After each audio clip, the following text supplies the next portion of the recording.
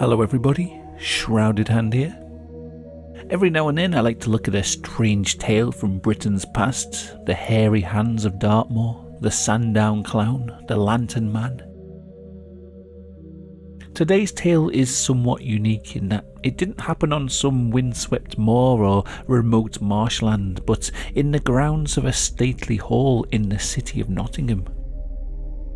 Wollaton Hall is a giant Elizabethan mansion house completed in 1588 for Sir Francis Willoughby, the 6th Baron of Middleton. Thank you, Wikipedia. You might have seen it before in the movie The Dark Knight Rises, where it was used for exterior shots of Wayne Manor. And it's not actually the mansion house itself we're concerned with, but the grounds surrounding it, a 500-acre gardens and deer park. The event in question happened late one evening on the 23rd of September 1979. A group of 6 schoolchildren had entered Wollaton Park looking for mischief and adventure. Although most of the park is open to the public, there are certain areas that are fenced off for conservation reasons. One of these areas the children referred to as the swamps, a boggy wild patch covered in thick bushes and trees. According to the children, as they were passing the swamps, they spotted behind the fence a number of little men hiding in the bushes. These men were described as being very short, about as tall as the children's waists. They had long beards, brightly coloured clothes, and the classic gnome-like noddy hats. One of these little men came out of a hole in the fence and made an odd jiggling gesture towards the children before disappearing back into the bushes. The children then saw more of these little men up in the trees, looking down and laughing at them. Intrigued by the appearance of these strange men, the children climbed over the fence and entered the swamps. As they got closer, the little men retreated from view, disappearing into the foliage. Then a whole host of strange vehicles came out of the bushes. They were described by the children as looking like tiny bubble cars with strange triangular lights and some kind of handle for turning. In each car was 2 of these little men. These cars chased the children through the swamps, laughing the whole time as if it was a game. One of the children, Andrew, fell into the swamp head first and got covered with mud. The children ran out of the swamp area, but the gnome cars kept chasing them until they reached the park entrance. The children found that the gate was locked, so you can imagine their panic as they tried to climb over the fence. Then one of the children managed to get the gate open, so they quickly ran out onto the street. The gnomes stayed inside the park. They seemed unable or unwilling to go out beneath the streetlights outside the gate.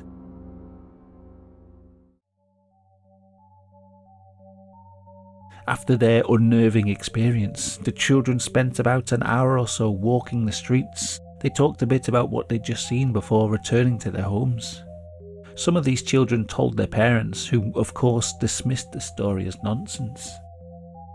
The next day at school though, their story fell on more receptive ears, and quickly the tale of their encounter spread among the other schoolchildren, creating quite the buzz of excitement. The school's headmaster caught wind of the story and decided to question the 3 children himself. Here's the strange thing. The headmaster of a primary school would probably be used to hearing wild stories from over-imaginative children, but he came away with the impression that the children were telling the truth. Now obviously he didn't believe that they'd actually seen gnomes in the park, but he was certain that they'd seen something out there and they weren't lying about it. He got the children to draw what they'd seen, and he taped his interviews with them. As far as I can tell, these recordings don't seem to be available online, but there are transcripts and they make for intriguing reading. I'll put a link to the interviews in the description if you want to read through them yourself. They give some interesting details. The children had apparently seen these gnomes before, but only briefly during the summer holidays. They said that the gnomes had very wrinkly skin and they appeared joyful and friendly, even though the children were scared of them. And they said that the little bubble cars made no sound as they moved, and they seemed to be able to jump over fallen trees and logs. I've got to say though, after reading through the transcripts a few times, I do have some questions. For a start, there are inconsistencies in their story. Now, you would expect some inconsistency. Memory is a malleable thing, and these are testimonies from 10-year-old children, so they're not the most consistent of witnesses to begin with.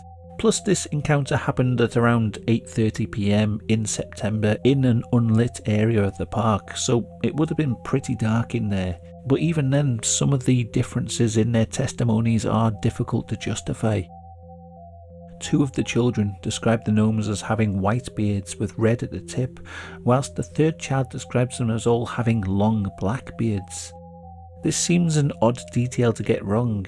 You could say that this 3rd witness simply didn't get as good a look at the gnomes as the other children did, but that same witness also described details that the other children didn't. For example, he said that their trousers were ripped and they had yellow patches on some of them, so he must have got a pretty good look at these gnomes. Perhaps in their panic they just missed certain details, and in their attempt to remember the events they filled the holes in their memory with whatever they imagined they'd seen.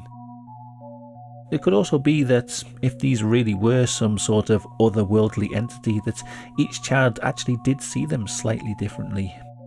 As I've said in previous videos on these subjects, it could well be that there's some as yet unexplained phenomena that when we encounter it, our brains can't quite get a grasp of, and we sort of slot in whatever cultural reference we think might match it closely enough.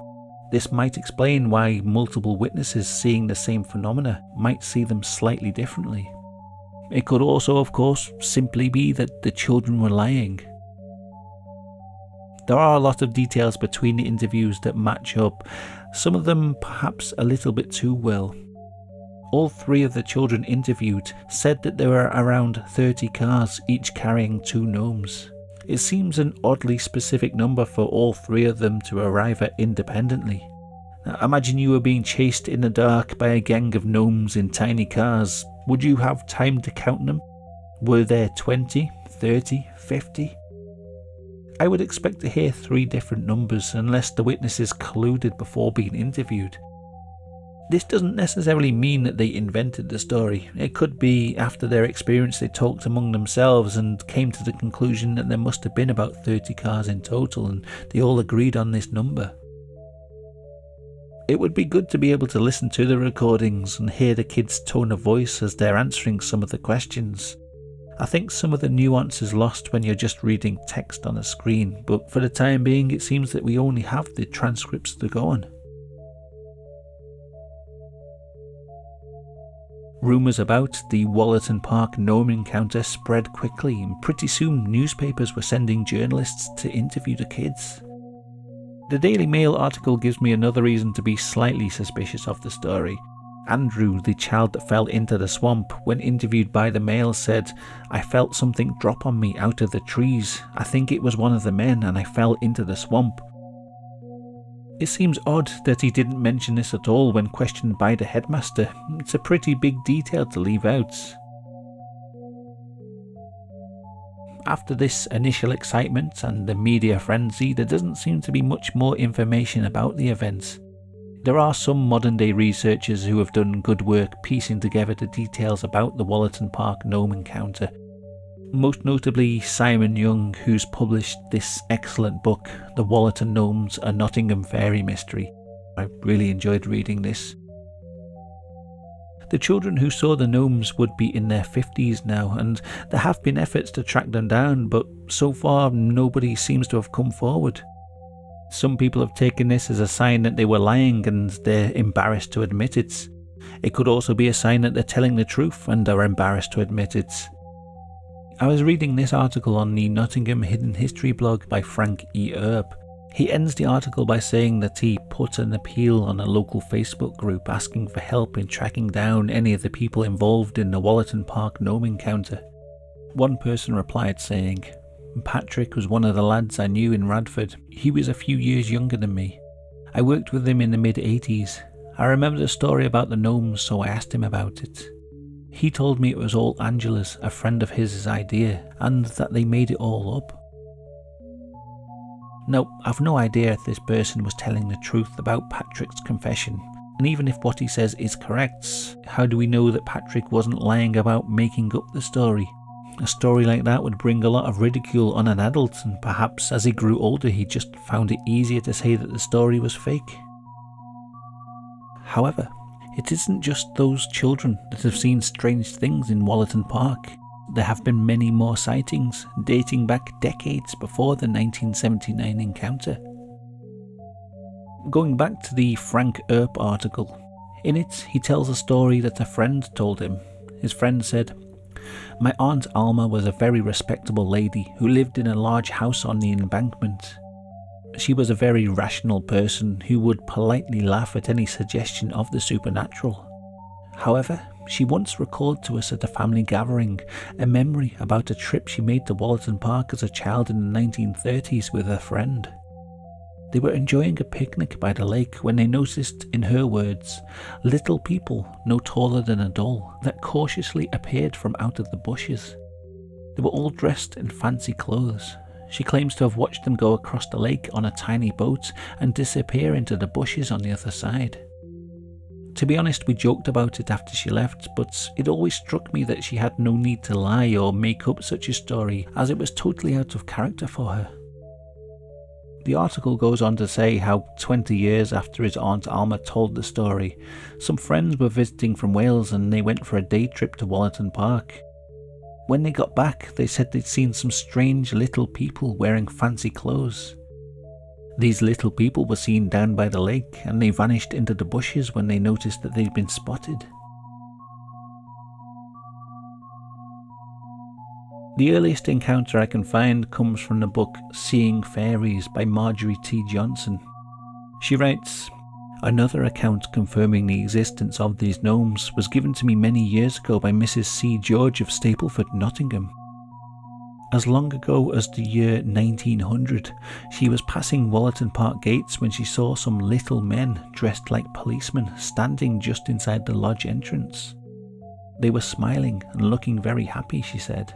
"They hadn't any wings and, as far as I can remember, they were between 2 and 3 feet in height."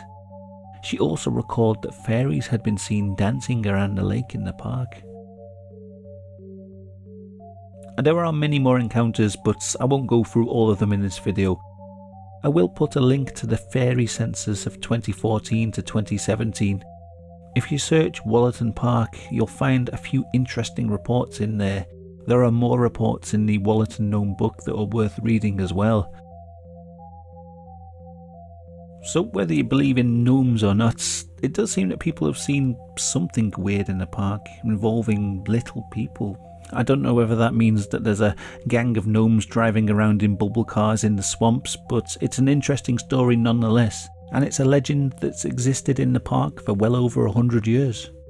Hopefully one day one of the original children comes forward to give their side of the story, and I know it's a long shot, but if any of them are listening to this, I'd love to hear from you whether the story is true or not.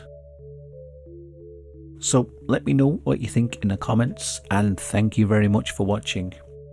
As always, a massive thank you to everyone who's supporting the channel.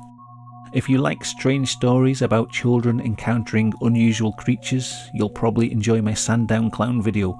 I also have a playlist of creepy folklore stories if that takes your fancy. If you're watching on YouTube, then they should be on screen now if I've remembered to do my end cards properly. So until next time, goodbye.